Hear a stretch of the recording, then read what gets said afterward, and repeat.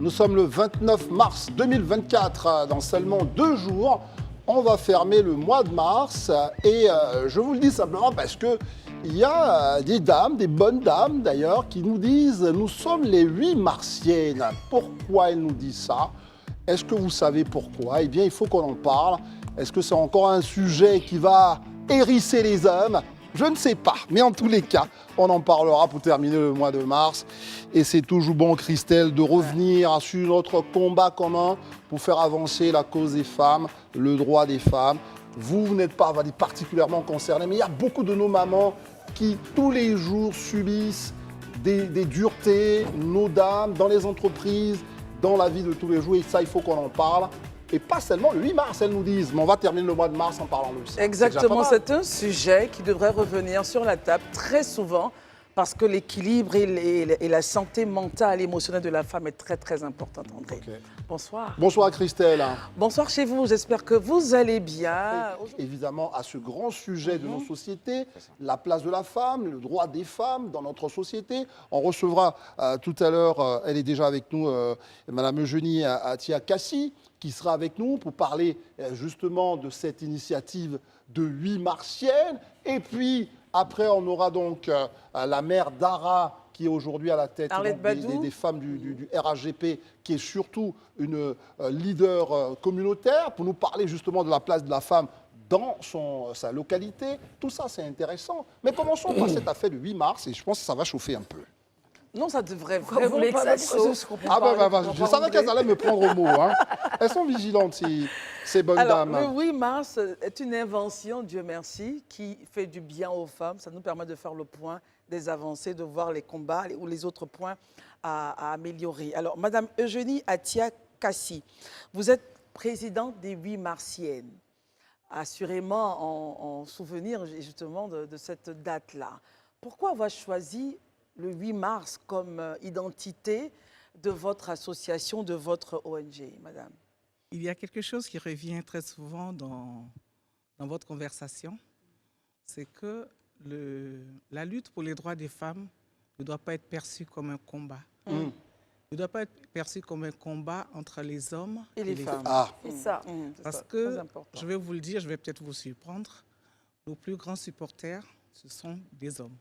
Nous avons des 8 martiens avec nous. Ça a toujours été ainsi, parce qu'il n'y a pas de 8 martiennes. Élisée dit ça a toujours été ainsi. Il n'y a pas de 8 martiennes sans 8 martiens. Ouais. Et il n'y aura pas de 8 martiens sans 8 martiennes. Est-ce qu'aujourd'hui, vraiment, on peut considérer que, je ne veux pas dire, on n'est pas à la fin de la lutte, mais on a le sentiment, je ne sais pas si je me trompe, bien le micro, on a le sentiment que c'est vraiment imprégné dans toute la société, cette journée et ses conséquences sur le reste de la société. Je vais vous donner une anecdote qui va nous permettre de situer les choses. Ce 8 mars, j'avais une conférence à donner et en attendant qu'on m'installe, je me suis retrouvée avec les gens qui passaient. Ils me disaient « Bonne fête, madame, bonne fête ». Bien évidemment, je n'avais pas le pain, je vous dirai pourquoi. Et donc, bonne fête, j'hésitais, j'avais envie de leur répondre. Et puis, le vigile qui était à côté qui me dit « Mais madame, vous n'avez pas de... les femmes de Côte d'Ivoire, qu'est-ce que vous voulez? Vous avez tout eu, on vous a tout donné. Vraiment, vous continuez de revendiquer, je ne comprends pas. » Je lui dis « Mais monsieur, qu'est-ce que vous pensez de l'excision ?» Il dit « Oh, mais ça, chez moi, ça existe. Hein. Chez moi, on continue de le faire. » Je dis « Bon, vous dites que nous avons tout obtenu. Nous avons une loi qui dit que justement les mutilations génitales sont interdites. Exactement. Mais vous savez qu'on continue de le faire. Est-ce que vous êtes d'accord? Il dit non. Je dis, donc vous voyez qu'on a un sujet de lutte. Il y a encore du travail. Il y a beaucoup de choses à faire encore. Je pense qu'il faut établir cette vérité une fois pour toutes, qu'on nous aide à ne plus entendre bonne fête le 8. Ça n'a rien à voir avec une fête. C'est pas possible. Mais moi, j'aimerais bien une fête pour les femmes. C'est pas mauvais, c'est la mission essentielle. Attendez la fête des mères. Non, enfin, je ne sais pas après, moi, je sais pas. À la fête des mères, pour nous, le 8 mars, en fait, bon, je dis pour nous, enfin, allez-y. Je comprends ne suis pas l'invité, allez-y. Je ne suis pas l'invité, mais elle va répondre à ça. Moi, je comprends la symbolique.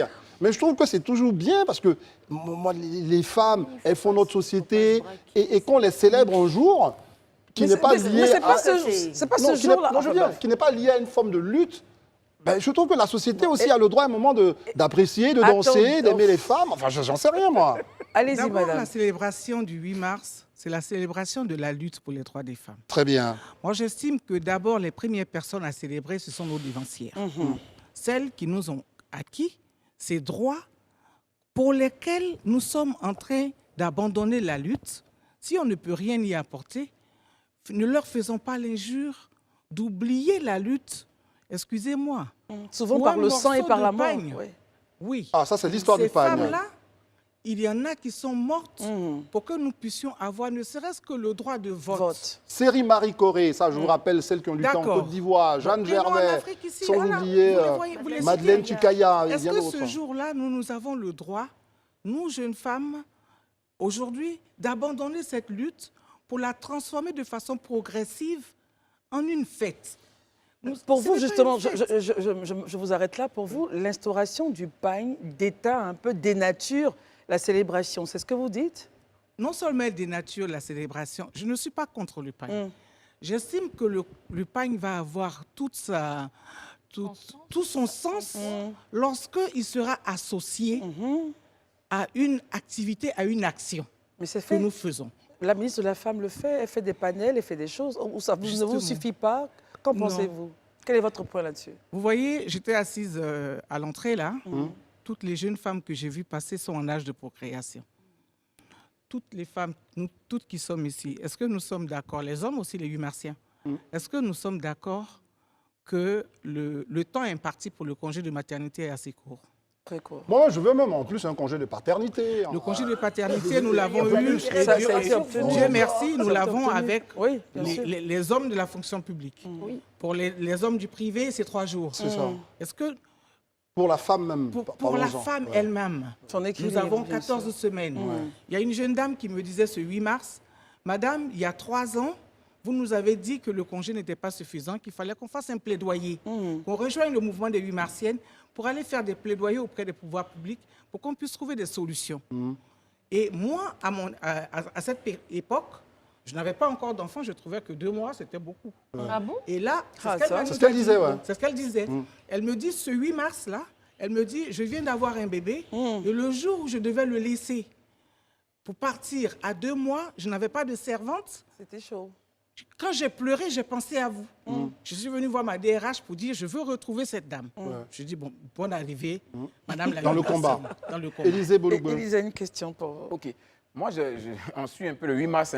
Chaque 8 mars, il y a un thème, il y a une thématique qui est donnée, en tout cas par les pouvoirs publics. Au niveau international même déjà. Au niveau international, d'accord, et puis c'est décliné décliné au en niveau plusieurs. national. Ce que j'ai constaté, c'est que quand on finit le 8 mars, au prochain 8 mars, on n'a jamais fait le bilan du thème qui a été fait. On ne jette pas les perspectives, on a juste l'impression qu'on est vraiment dans une symbolique festive.